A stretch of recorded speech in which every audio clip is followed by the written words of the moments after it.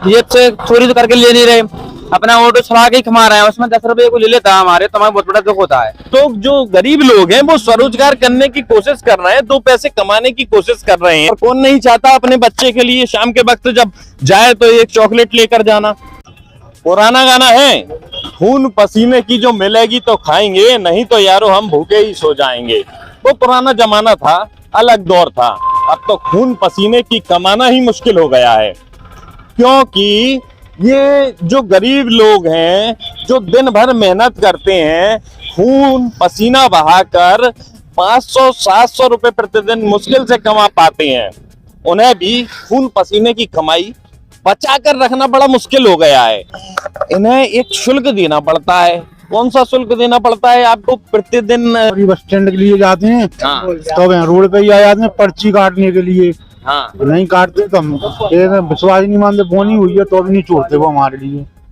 अच्छा आप तो हमें ये बताइए, आप दिन में कितना कमाते होंगे? 1000 रुपए तो कमाते होंगे ना आप दिन में? नहीं शिप नहीं दे रहा आपको, प्रतिदिन कितना? 500 रुपए रोज मान लो।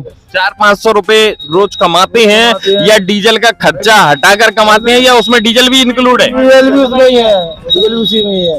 हाँ, बस स्टैंड जाते हैं तो पर्ची काटते हैं, वो सवारी हो मतलब नहीं है।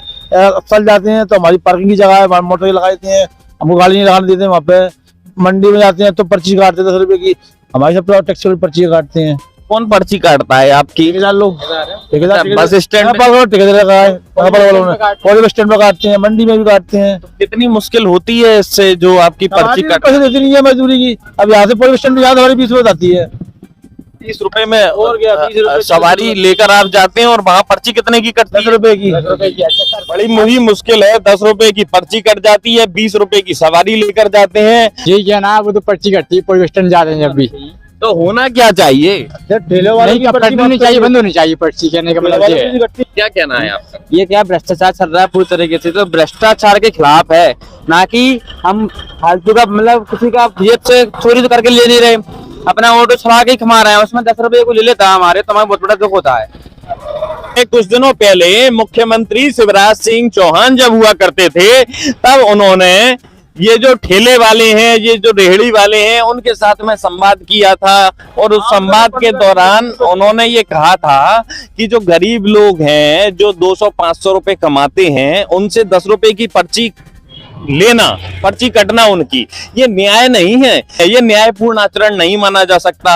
वो कहते थे अरे भाई किस बात का ले लें। अब जब पूरे देश में हम जानते हैं कि स्वरोजगार की बात की जा रही है, कहा जा रहा है कि आप स्वरोजगार कीजिए, तो जब लोग जो गरीब लोग हैं वो स्वरोजगार करने की कोशिश कर रहे हैं, 2 पैसे कमाने की कोशिश कर रहे हैं, तो उन्हें क्यों इस तरह की मुश्किल का सामना करना पड़ रहा है, ये भी बड़ा सवाल है। जब ठेले वालों और रेहड़ी वालों की पर्ची कटना बंद हो चुकी है, वो भी 200-500 रुपए कमाते थे, ये जो ऑटो वाले हैं ये भी 200-500 रुपए प्रतिदिन कमाते हैं, तो क्यों नहीं अब इनकी भी पर्ची कटना बंद हो जानी चाहिए। इन लोगों को जो नेतागण हैं वो विधानसभा चुनाव होने से पहले तक बड़ा लाड़ला मान रहे थे, बड़ा अपना मान रहे थे। आपको भैया भैया कह रहे थे नेता लोग, या नहीं कह रहे थे? जब वोट मांगने विधानसभा चुनाव में आपके पास आ रहे थे तब कह रहे थे ना। जिन्हें आपने चुनाव जिताया, अब उनके पास जाएंगे, उनसे कहेंगे या नहीं कहेंगे? कहेंगे हम तो। क्या कहेंगे? हमारे धंधे के लिए कुछ तो सोचें, पर्ची मर्ची बंद कराएं, हम 20 रुपए की सवारी ले जाते 10 वक्त से हमारे लिए, और अस्पताल पे सवारी लेके जाए खड़ा नहीं होने देते हमारे लिए। आपके जो नेता हैं, आपकी यूनियन है, यूनियन के अध्यक्ष हैं, कभी उन्होंने आवाज उठाई इसके लिए कि आप लोगों के? नहीं उठाई। क्यों नहीं उठाई? आपको क्या लगता है? लगता है वो कुछ वजह हुई इसलिए नहीं उठाई हुई। क्या वजह रही होगी? कोई अंदाजा तो होगा आपको? अंदाजा नहीं है, कुछ दबाव वगैरह हो उन पे, ये हो सकता है। अच्छा, दबाव होगा उन पे। इनका कहना है कि इनकी यूनियन भी है, यूनियन के अध्यक्ष भी हैं। आमतौर पर चुनाव में देखा जाता है कि ऑटो यूनियन के अध्यक्ष अलग अलग मसलों को लेकर अपनी बात रखते रहते हैं, लेकिन पता नहीं क्यों उन्होंने अब तक अपनी बात नहीं रखी इस मसले पर कि जो इनकी बार बार जो पर्ची कट जाती है, 10 रुपए 20 रुपए इन्हें गरीब लोगों को प्रतिदिन देने पड़ते हैं, क्योंकि 10 रुपए और 20 रुपए की कीमत भले ही एक संपन्न व्यक्ति के लिए कुछ ना हो, लेकिन ये जो ऑटो चलाने वाले लोग हैं, इनके लिए 10 रुपए और 20 रुपए बड़े मायने रखते हैं।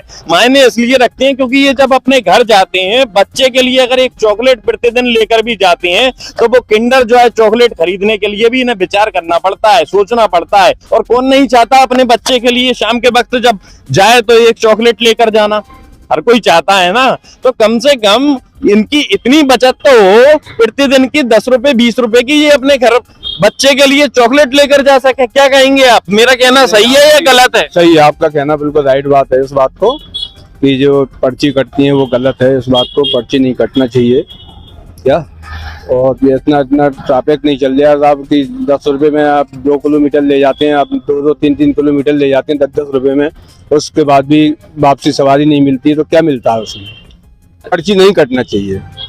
आपको मोहन यादव मुख्यमंत्री जो नए बने हैं, शिवराज जी जा चुके हैं, वो कहते थे कि ये तो गलत काम है, अगर किसी की पर्ची कटती है तो 200-500 रुपए कमाने वाले की पर्ची कट जाएगी तो वो बेचारा घर पर क्या लेकर जाएगा गरीब आदमी। नहीं कटना वो चाहिए। कहते थे ऐसा, लेकिन शिवराज जी चले गए, उन्हें टाटा बाय बाय कर दिया गया, किसी भी कारण से गए, लेकिन मोहन यादव मुख्यमंत्री बन गए हैं। अब आपको क्या लगता है, उनसे उम्मीद है या नहीं है? नहीं, उम्मीद है सर, वो भी करेंगे सर। क्या मांग करते हैं मुख्यमंत्री मोहन यादव से या स्थानीय विधायक देवेंद्र जैन से? उनसे हमारा यही कहना है कि यह बंद होना चाहिए, कोई मतलब नहीं है इससे। क्या मतलब है, पहले नगर पालिका ठेलों के दुकानों के रसीद काटती थी 10-5 रुपए लेके, तो उन्होंने बंद करवा दिया। पर ये बंद क्यों नहीं हो रहा? ये नगर पालिका के अधीन आता है इस चीज तो, लेकिन ये तो भ्रष्टाचार ये नगर पालिका कर रही है। नगर पालिका कर रही है, और क्या। अच्छा, तो नगर पालिका में सीएमओ है, नगर पालिका में अध्यक्ष है, उपाध्यक्ष है, क्या कहेंगे उनसे? क्योंकि यही कहेंगे कि वो तो बंद करें, कोई दिक्कत नहीं है।